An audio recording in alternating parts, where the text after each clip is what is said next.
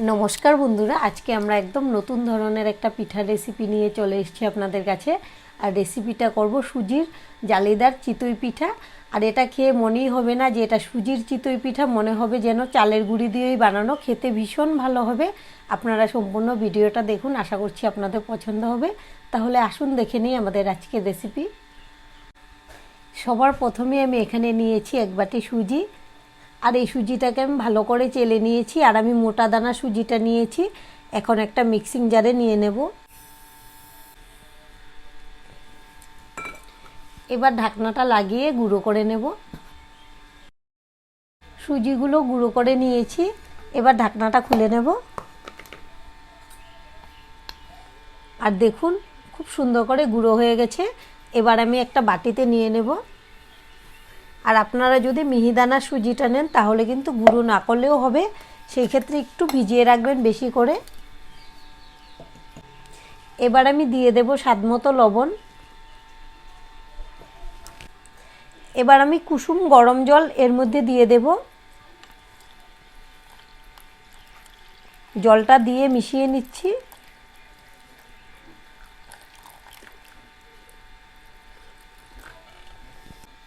এবার ভালো করে নেড়ে মিশিয়ে নেব। আর বন্ধুরা, শীতকাল মানেই তো পিঠা, নানান রকমের পিঠা খেতে আমরা সকলেই খুব ভালোবাসি। এভাবে একবার সুজি দিয়ে পিঠাটা বানাবেন, খুবই সুস্বাদু হয়। আমার আরেকটু জল লাগবে, এখনই সুজিটা টেনে নিয়েছে জলটাকে।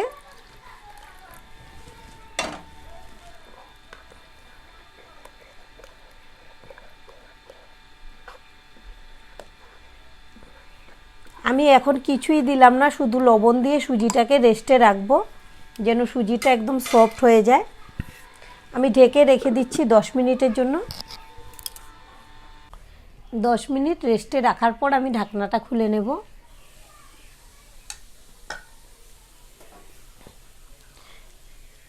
দেখুন, সুজিটা কিন্তু একদম সফট হয়ে গেছে। গরম জল দেওয়াতে এরকম তাড়াতাড়ি নরম হয়ে গেল। আর আমি এই বাটি মেপে সুজিটা নিয়েছিলাম এক বাটি। আর এখানে নিয়েছি ছোট বাটির হাফ বাটি ময়দা। ময়দাটা দিয়ে দেব এর মধ্যে। আর ময়দাটাকেও আমি ভালো করে চেলে নিয়েছি। এবার দেব 1 চামচ থেকে অল্প কম বেকিং পাউডার।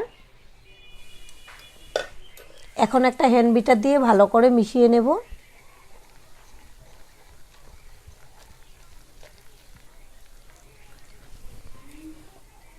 এখন আমি নর্মাল জল দিয়ে দেব।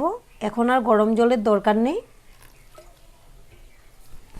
অল্প অল্প করে জলটা দেব আর মেশাতে থাকবো। আর সুন্দর একটা ব্যাটার বানিয়ে নিতে হবে। আপনারা যদি সুজিটাকে গুঁড়ো করে না নেন তাহলে 30 মিনিটের মতো রেস্টে রাখবেন, তাহলেই খুব সুন্দর করে মিশে যাবে, এরকম সফট হয়ে যাবে। এবার আমি খুব ভালো করে ফেটিয়ে নেব। আর একটু জল লাগবে, এখনও অনেকটাই ঘন আছে, কিন্তু জলটা একবারে দেওয়া যাবে না, তাহলে ব্যাটারটা পাতলা হয়ে যাবে। এবার দেখুন বন্ধুরা, খুব সুন্দর করে আমি ব্যাটারটা বানিয়ে নিয়েছি। আমি মোটামুটি 5 থেকে 7 মিনিট হবে খুব ভালো করে ফেটিয়ে নিলাম। এখন একটা হাতা দিয়ে আমি আপনাদের ব্যাটারের ঘনত্বটা দেখিয়ে দিচ্ছি। দেখুন, খুব বেশি পাতলাও হবে না, খুব ঘনও হবে না। আর হাতার গায়ে এরকম ভারী হয়ে লেগে থাকবে। আর এদিকে গ্যাসে একটা কড়াই বসিয়েছি। আর কড়াইয়ের সঙ্গে আমি ঢাকনাটা দিয়ে খুব ভালো করে গরম করে নিচ্ছি। এখন ঢাকনাটা খুলে নেব। খুব ভালো করে কড়াইটা গরম হয়ে গেছে।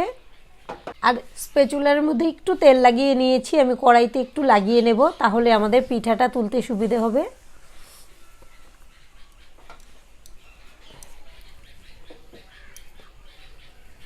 এখন আমি ব্যাটারটাকে আরেকটু নেড়ে নেব।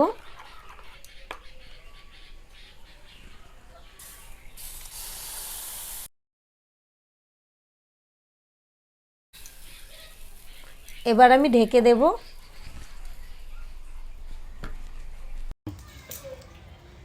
এখন ঢাকনাটা তুলে নেব। দেখুন, আমাদের এই পিঠাটা কিন্তু খুব সুন্দর করে হয়ে গেছে, একদম ফুটো ফুটো হয়েছে। এই দেখুন, এখন আমি একটা প্লেটে নামিয়ে নেব। আর এভাবেই আমি বাকি পিঠাগুলো বানিয়ে নিচ্ছি। দেখুন বন্ধুরা, আমাদের সবগুলো সুজির চিতই পিঠা বানানো হয়ে গেছে। আর দেখতে কত সুন্দর জালিদার ফুলকো ফুলকো হয়েছে। এভাবে আপনারা বাড়িতে বানাবেন, আশা করছি ভীষণ ভালো লাগবে। আর আমাদের রেসিপি যদি ভালো লাগে একটা লাইক দিয়ে দেবেন। আপনাদের একটা লাইক আমাদেরকে অনেক উৎসাহ দেয় নতুন নতুন ভিডিও বানাতে। আর আমাদের পাশে থেকে আমাদের চ্যানেলটিকে সাবস্ক্রাইব করে নেওয়ার জন্য অনুরোধ রইল। আর আজকের ভিডিওটা এখানেই শেষ করব। সবাই ভালো থাকবেন, সুস্থ থাকবেন। সম্পূর্ণ ভিডিও দেখার জন্য অসংখ্য ধন্যবাদ।